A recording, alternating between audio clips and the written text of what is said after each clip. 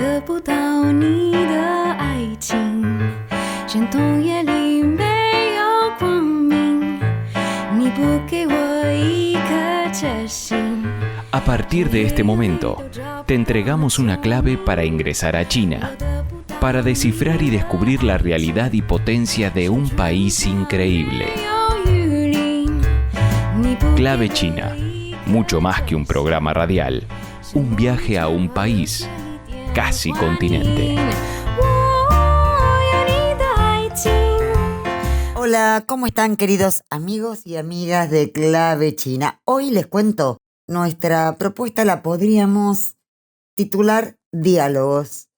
Yo siento que cuando les hablo y transmitimos este programa hay una linda devolución desde las redes y además quiero agradecer a todos aquellos que integran nuestro portal Clave China Noticias, donde nos damos el gusto de ampliar hacia distintas temáticas toda la información que nos propone China y también mostrar el rostro de Latinoamérica y el Caribe en este ida y vuelta que es Clave China. Un diálogo que se enriquece con todos aquellos que nos alientan día a día a seguir este camino de construcción que mira, sí, hacia un horizonte esperanzador, más allá de las malas noticias cotidianas que nos atraviesan día a día. Dentro de pocos días se va a festejar, a recordar el día que propuso la República Popular China para decretar el 10 de junio como el Día del Diálogo entre las Civilizaciones. El tema, más allá de la formalidad de los títulos, no es menor, es complejo, y ese timón mundial que es China empuja a que el mundo pueda entenderse, cooperar entre países, conocer las particularidades de cada civilización. Sobre esta enorme propuesta mundial lo consultamos a Sebastián Schulz, a quien escucharemos en breve. Les aseguro que será de su interés. No es un tema solo para académicos o investigadores, dado que nos incluye como seres humanos que producimos, creamos, desde las distintas formas que adquiere el arte en todas sus dimensiones de la vida. Y por ello, también invitamos a José Ezequiel Kamieniecki, escritor, ensayista, psicólogo, quien nos propone desde la ficción y la recreación de personajes reales que habitaron su infancia, cuentos donde los protagonistas son de nacionalidad china. En ese sentido, Kamieniecki también dialoga entre civilizaciones, muy distintas, claro, rescatando desde la literatura la sensibilidad de un niño y adulto que busca el arte de la coincidencia y la diferencia en este difícil acto que es el de narrar. Antes de partir en nuestro barco, nos quedamos en el puerto de la música y justamente aunque los seres humanos estén siendo muy maltratados aquí y allá, la música es un diálogo permanente, imparable, que va mucho más de sus fronteras y de nuestros propios oídos.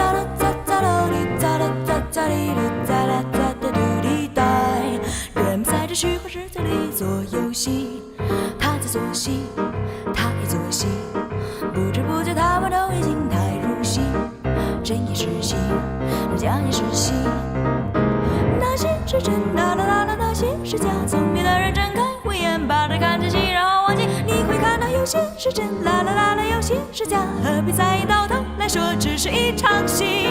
人们在这虚幻世界里做游戏，他在做戏，哦，他也做戏，不知不觉他们都已经太入戏，真也是戏，假也是戏，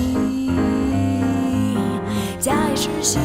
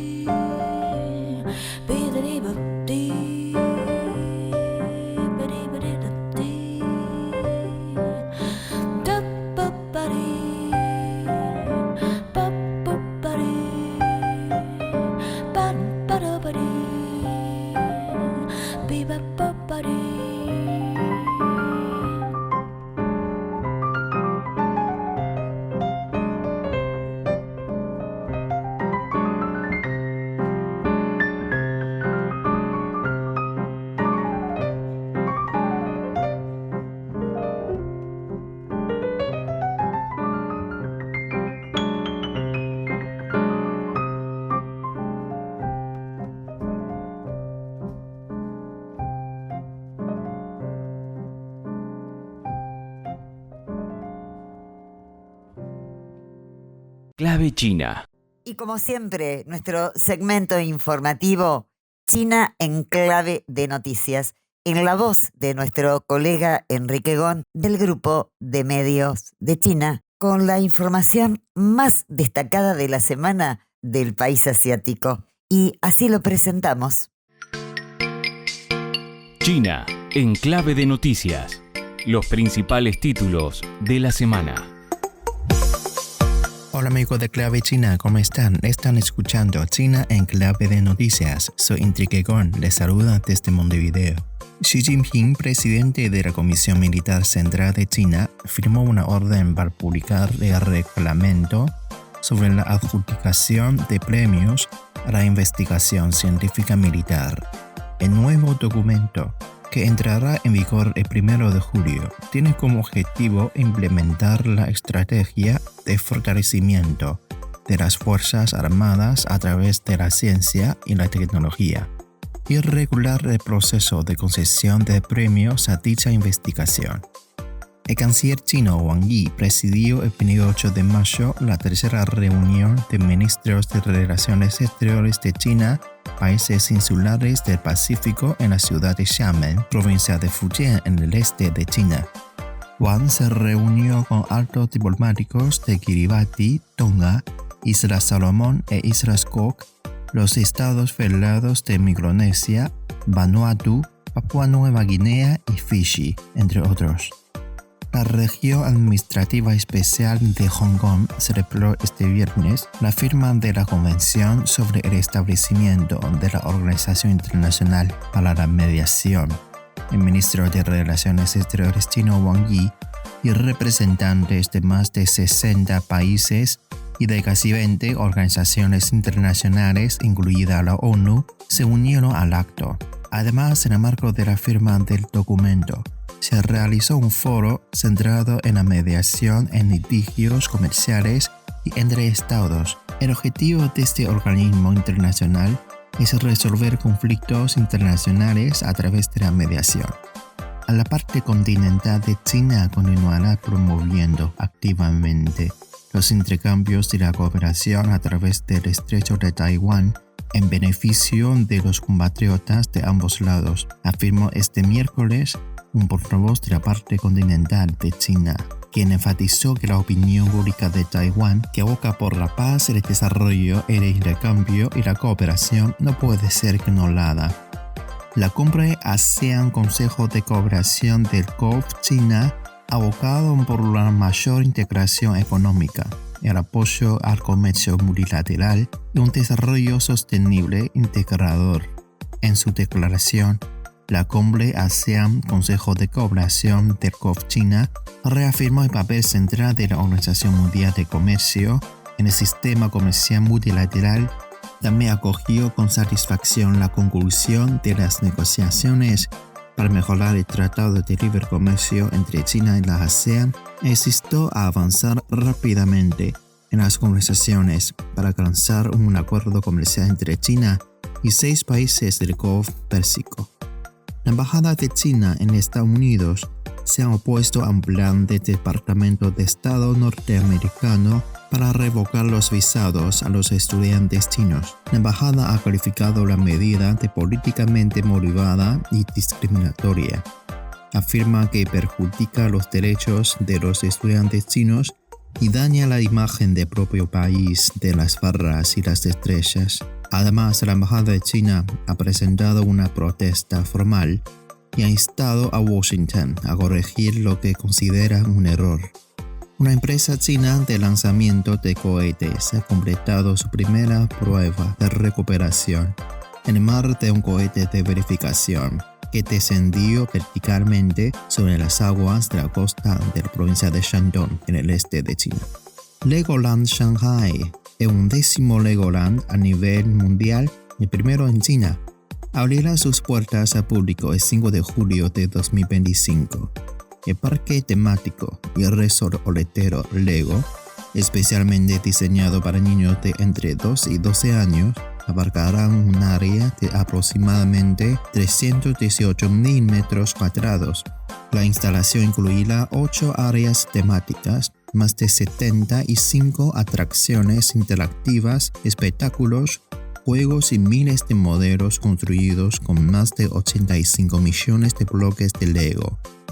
Amigos, así son las noticias más interesantes e importantes de China durante la semana. Soy Enrique Gon. Hasta la próxima en China en Clave de Noticias. Clave China.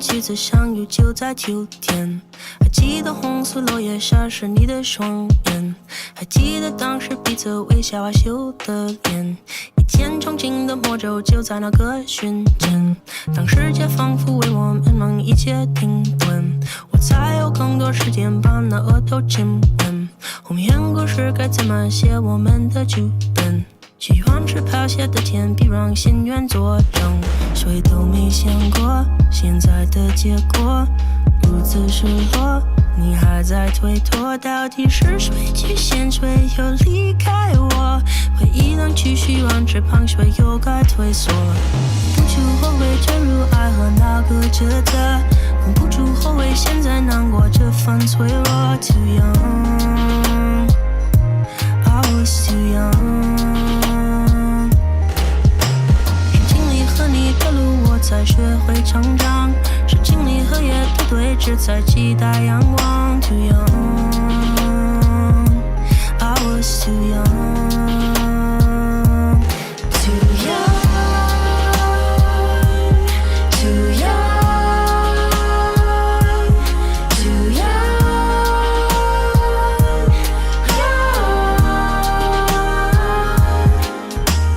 再次回到当初我们许愿的纸片，早已物是人非却又清晰可见，我想投下一枚铅笔打破平静睡眠，滴答滴答滴答是眼泪还是时间，谁都没想过现在的结果如此失落，你还在推脱，到底是谁出现谁又离开我，回忆当初许愿池旁谁又该退缩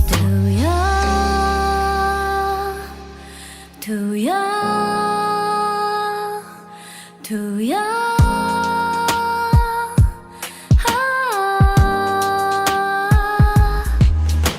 我不去后悔坠入爱河那个抉择，更不去后悔现在难过这份脆弱 Too young I was too young，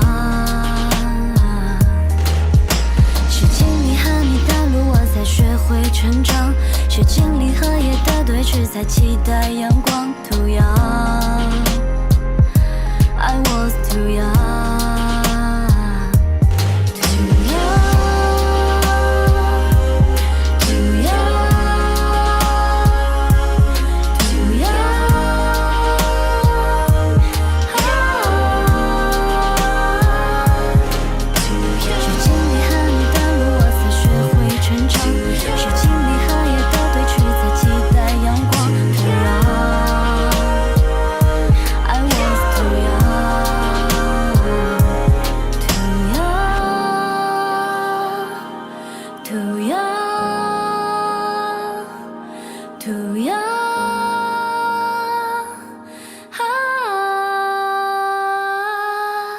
como les comenté en la apertura, dialogamos con Sebastián Schulz, sociólogo, analista político, especializado en estudios sobre China. El tema se los adelanté en la apertura, diálogo entre civilizaciones. Esta propuesta mundial, enorme, compleja, muy abarcativa del país asiático. Lo escuchamos. Bueno, un gusto contar aquí en Clave China con Sebastián. Ya lo presenté, no es la primera vez que nos viene a visitar. Y Seba, te quiero preguntar, ¿en qué consiste esta propuesta, esta iniciativa de la República Popular China bajo el nombre Diálogo entre Civilizaciones? Quería que me lo aclararas y compartir esto con la audiencia y después avanzar en algunas disquisiciones que por lo menos a mí me preocupan y que quisiera que me las aclares, si podés aclarármelas.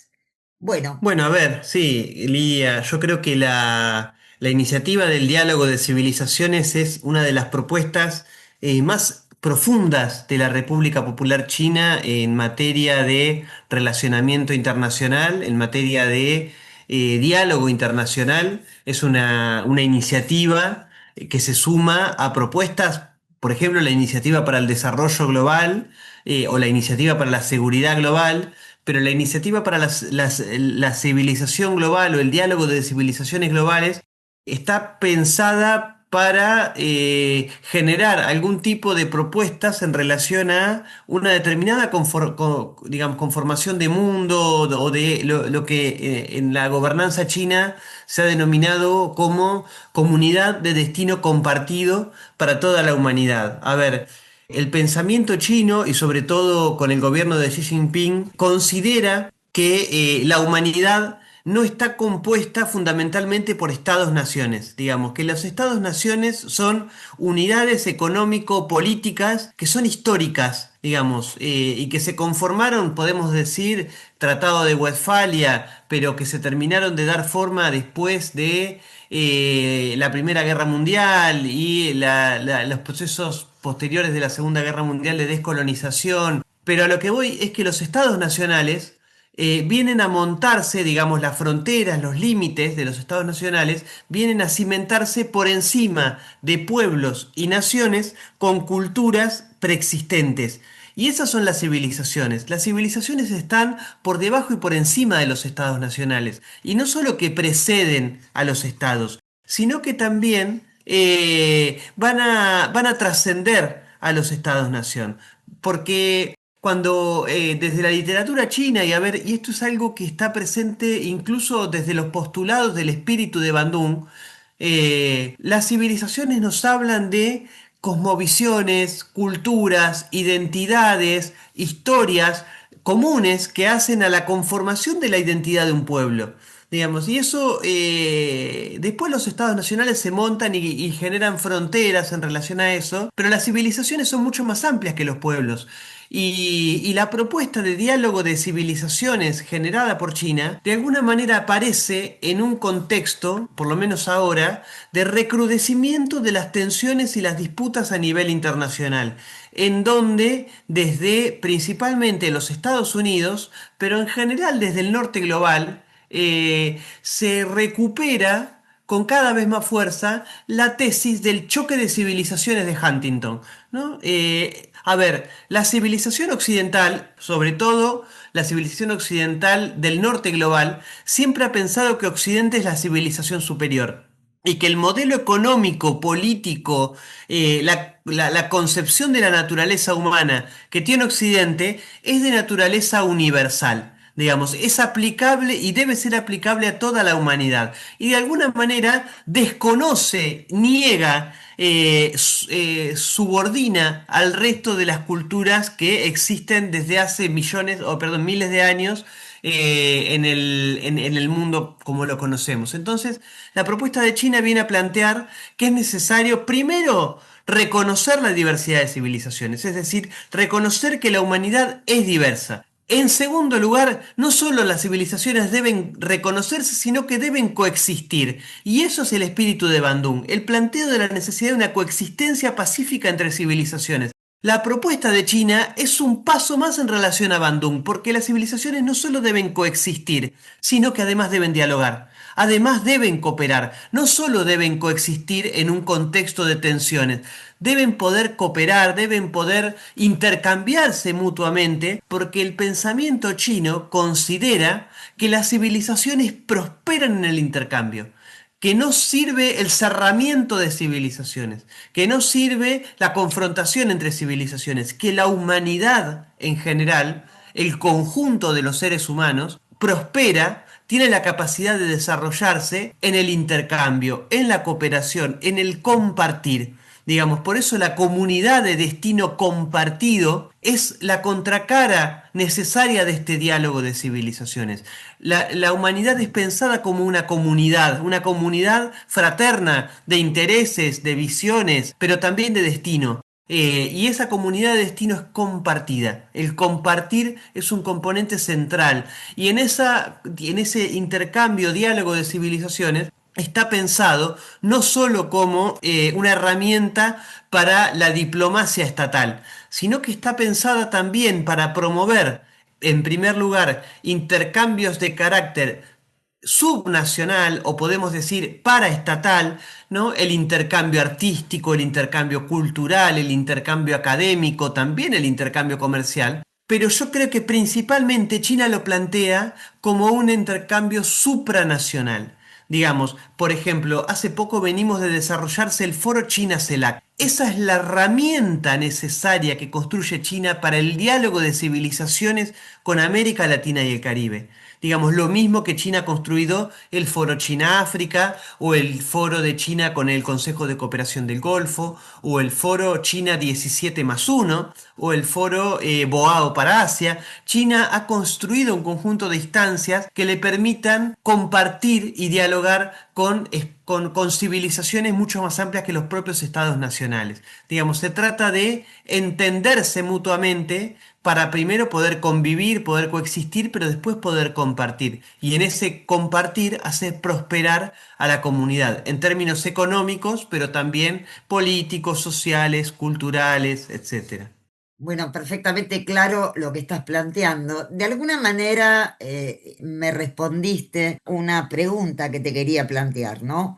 Sobre todo cuando decís la propuesta de China es supranacional y estamos hablando de cooperar desde otros ámbitos, de esas características, de esas civilizaciones que deben dialogar. Pero te lo pregunto igual, inclusive para aclararlo aún más. Si bien la propuesta de China, como bien vos explicabas, es supranacional, existen otros ámbitos de las sociedades distintos a gobiernos que no comulgan con las ideas, por ejemplo, de China, en un mundo donde progresan, si la derecha está haciendo su revolución con consenso social, con herramientas tecnológicas de alcance global, ¿cómo sería ese diálogo por fuera de esos gobiernos que han decidido solamente tomar un aspecto, el aspecto comercial, si es que les interesa o les conviene, que es una parte también de la cultura o de las características de una civilización? Pero fundamentalmente yo me refiero al campo cultural en su sentido más amplio, aquello que nos distingue como civilización, como sociedad, etc. ¿Cómo se establece ese diálogo si no contás con instituciones que te representen, cuando hay una tendencia también por parte de China a vincularse con lo institucional, con lo formalmente constituido? Y no siempre las sociedades producen desde las instituciones. A eso me refiero y es una gran parte. Claro, sí, sí, tal cual, tal cual. Y es interesante lo que planteas. Yo creo que la propuesta de China viene a ser un recurso que China ve necesario de fortalecer y de dar lugar en documentos de Estado, pero también en espacios institucionales internacionales como Naciones Unidas, porque China ve que estamos en un momento de agudización de tensiones y de confrontaciones en donde este choque de civilizaciones, digamos, no es que no terminó, sino que está cada vez más presente. Digamos, Donald Trump llegó a acusar a China de ser la responsable del COVID-19, ¿no? E instalando el mote de virus chino.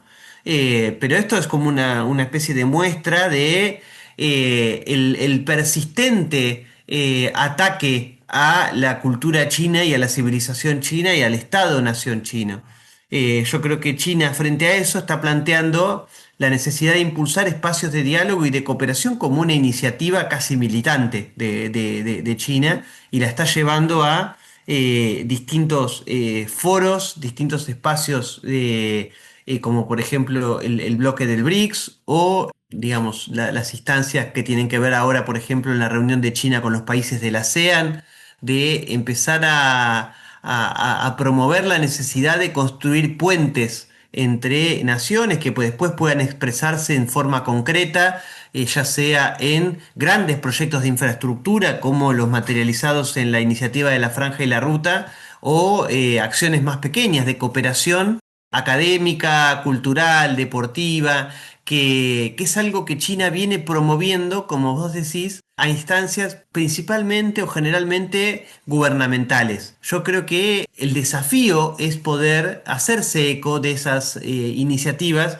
que incluso están planteadas en muchos de los acuerdos que nuestros países o nuestras regiones tienen con la República Popular China. Si uno mira, por ejemplo, el memorándum de entendimiento mediante el cual Argentina se incorporó a la iniciativa de la Franja y la Ruta, ese memorándum no solo habilita, sino que también promueve espacios de cooperación que van más allá de lo económico, comercial y de inversiones. Promueven espacios de cooperación en el ámbito educativo, en el ámbito comunicacional, en el ámbito tecnológico, en el ámbito artístico. Eso, bueno, lo mismo en relación a el foro China-CELAC que mencionábamos antes, donde estos mismos puntos están planteados desde sus orígenes.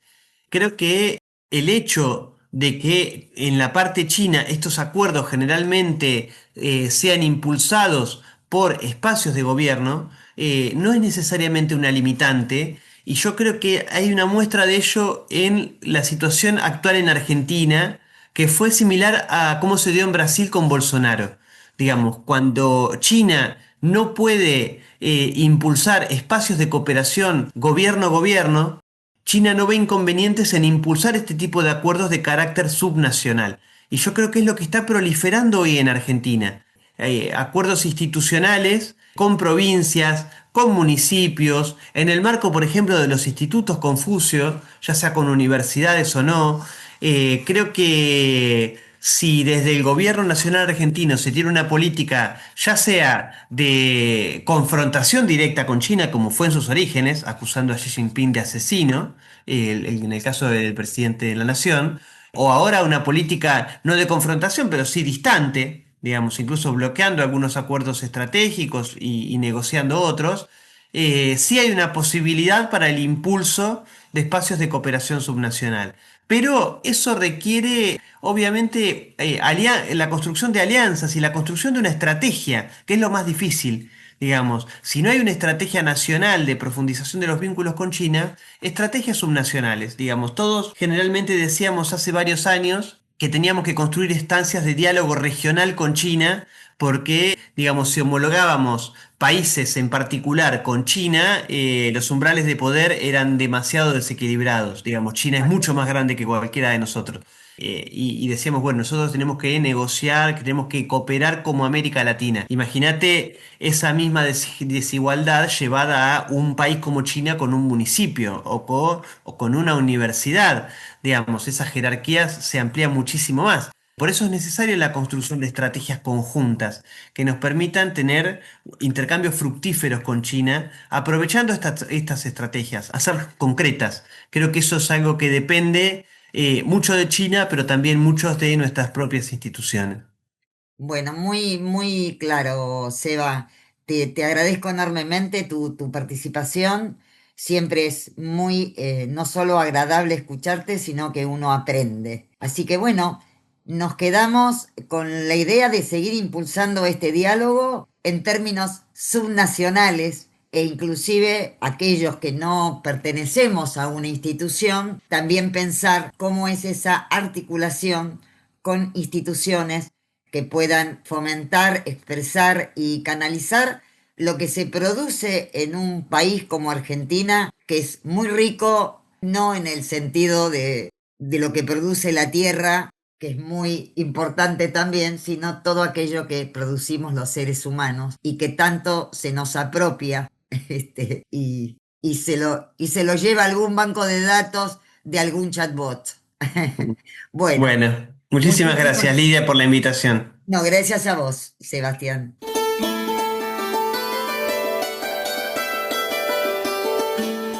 Clave China, una llave para abrir y descubrir el fascinante mundo que nos ofrece China en todas sus dimensiones. Y seguimos dialogando, sí, en esta oportunidad con José Ezequiel Kaminiaki, quien nos invita a dialogar con los protagonistas orientales de sus cuentos, que, según dice, habitaron gran parte de su infancia y también de su imaginación. Lo escuchamos. Bueno, un gusto estar aquí con José Kaminiaki, escritor, psicólogo, ensayista, ¿no? ¿Te gusta que te diga ensayista? Bueno, está bien. La idea de hoy es que José nos cuente qué lo inspiró a escribir una serie de cuentos que nosotros estamos publicando en nuestro portal de Clave China, donde los personajes centrales son ciudadanos chinos. Decime, José, ¿qué es lo que te inspiró a escribir estos cuentos? En principio, contanos.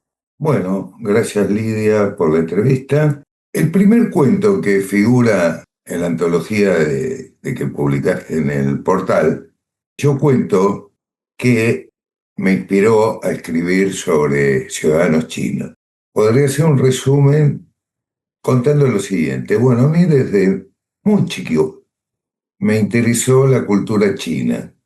Primero por los juegos, los juguetes, como los palitos chinos, las damas chinas. Después por la tinta china, donde en un taller me enseñaron a hacer unos dibujos muy lindos con tinta china que me entretenía mucho.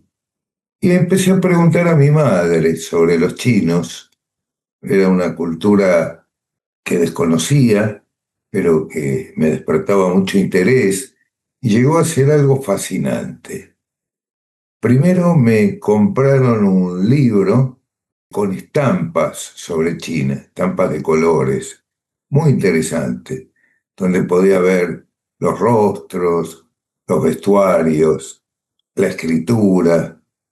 Y luego me compraron el libro de Marco Polo, de los viajes de Marco Polo, y eso despertó todavía mayor interés.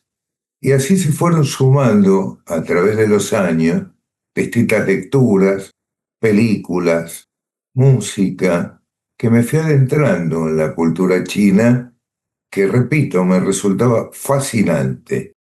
Conocí algunos chinos en mi infancia que también me resultaban intrigantes, misteriosos, pero que aprendí a quererlos por la manera amable, delicada, simpática como me trataban. Así que empecé a escribir sobre algunos personajes que conocí y otros que ficcionalicé. Tengo una pregunta, José. ¿Tu condición de psicólogo colabora con la composición de los personajes de tus cuentos? Y por supuesto que sí. Digamos, cuando vos tenés que armar un personaje, tenés que darle características, cierta coherencia y desarrollar una conflictiva.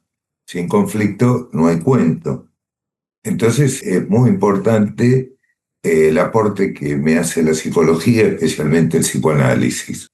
Hay un cuento tuyo, ahora no recuerdo el nombre, vos me lo vas a decir con seguridad, donde vos contás este recorrido que haces que te aproxima a la cultura china, cierta identidad china, que vas descubriendo a partir de juegos infantiles o de personajes con los que te cruzabas en tu barrio, ¿es así? Sí, sí. Bueno, hay vuelvo a insistir, el primer cuento, que es el fabricante de lámparas chinas, un personaje real que conocí, que me ha impactado mucho. No lo conocí en profundidad, era muy chico, entonces tendría alrededor de 7 años. Pero bueno, me despertó una curiosidad muy grande. Incluso este hombre trabajaba de mozo en un restaurante chino que nos llevó, nos invitó a toda la familia a comer y nos sirvió todo tipo de comida que para nosotros era un misterio. Nunca habíamos visto esa comida y poder degustar esos sabores por primera vez. Hay siempre una curiosidad desde Occidente, o se plantea que la cultura oriental en general es misteriosa, tiene rasgos particulares. ¿Vos crees que eso se lo plantea desde el desconocimiento o porque efectivamente hay un componente en esa cultura que lleva a ciertos mitos, a ciertas curiosidades, a ciertas leyendas? ¿Esto es así para vos? Bueno, para mí sí, digamos, para mí es un mundo fascinante que uno descubre nuevas cosas. Es una cultura muy diferente a la nuestra, tanto en sus religiones, su mitología, su cerámica, su arte, su escritura, su música, muy original.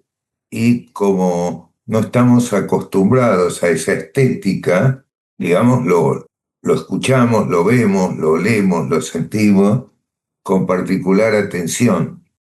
El otro día, charlando con vos informalmente, me contabas que hace miles de años narradores chinos supieron dar cuenta de leyendas, supongo, de seres humanos parecidos a robot, o hablabas de robot. Y estamos hablando de miles de años atrás. Ya estaban describiendo algo que hoy conocemos como la robótica. Exactamente, habla de autómatas, digamos, que sorprendieron a los reyes, a los emperadores. Hay muchas leyendas que se refieren a estos seres mecánicos inventados por los chinos, incluso algunos otros inventos, como por ejemplo una máquina para volar. Es decir, que China nos legó los grandes inventos de la humanidad: la pólvora, la imprenta, la brújula. Bueno, es una cantidad de elementos imprescindibles en la cultura. Pero bueno, como vos dijiste que estábamos hablando el otro día del tema de la robótica, y hay una tradición en las leyendas chinas donde sí, conocían a lo que nosotros llamamos robot. Una última pregunta, José, para cerrar esta charla. ¿Estás escribiendo en este momento? ¿Seguís con esta serie de cuentos chinos? Sí, la verdad que esta etapa de mi escritura, digamos que tiene que ver con la cultura china, no solamente con personajes, me ha despertado un interés muy especial que se ligó a ese interés que yo tenía en la infancia. Es decir, que en este momento escribir estos cuentos me resulta muy divertido, como un juego gozoso, que me hace sentir ese niño que fui.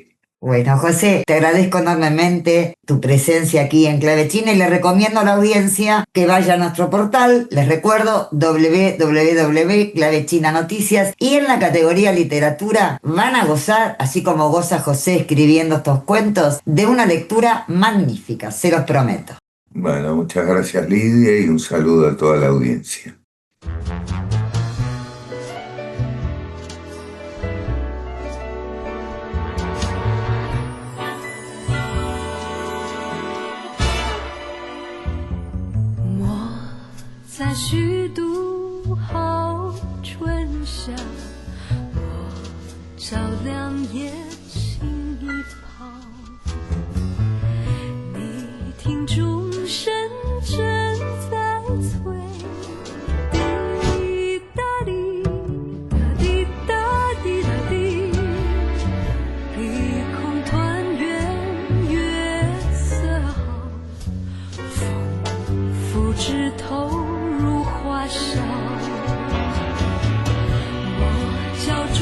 生今世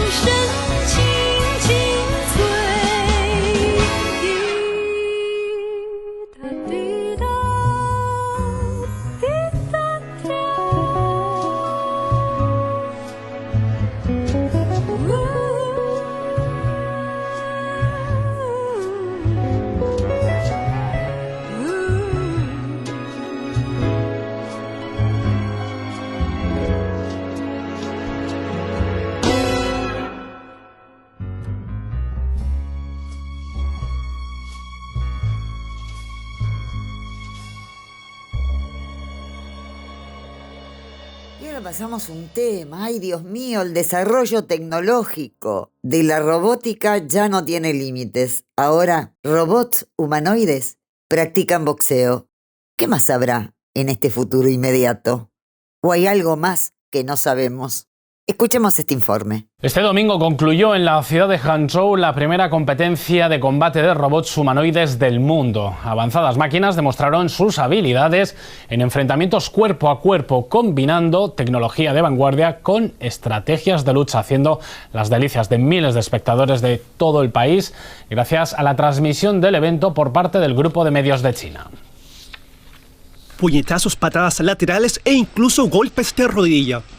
Esto no es una película de ciencia ficción, sino la serie mundial de competición de robots del Grupo de Medios de China.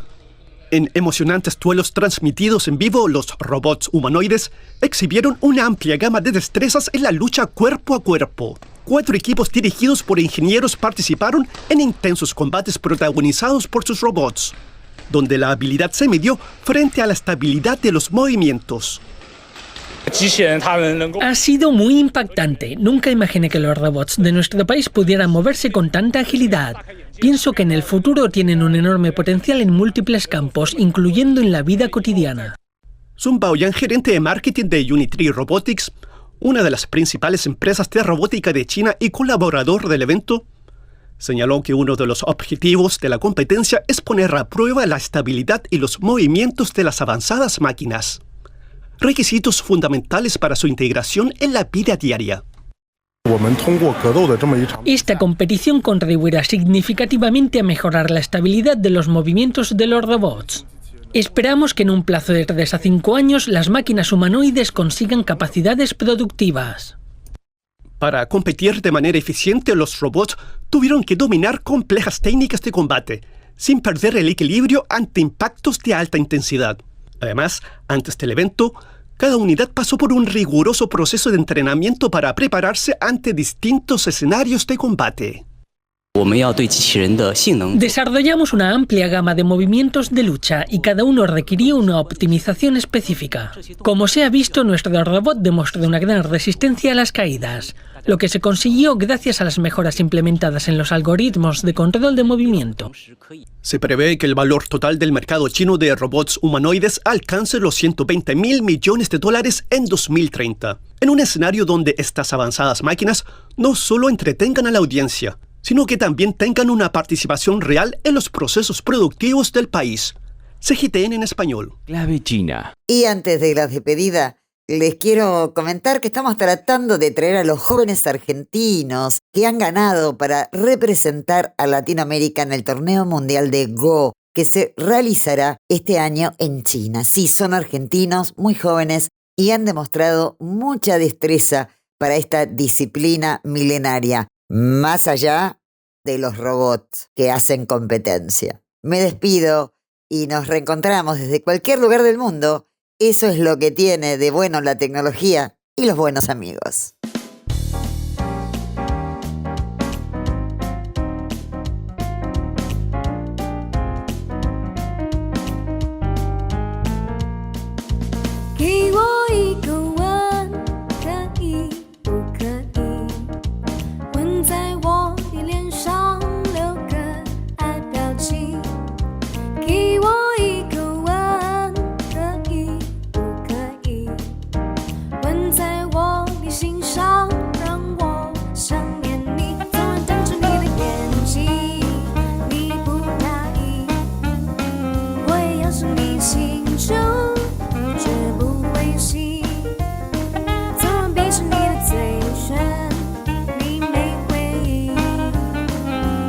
是你肯就绝不伤心。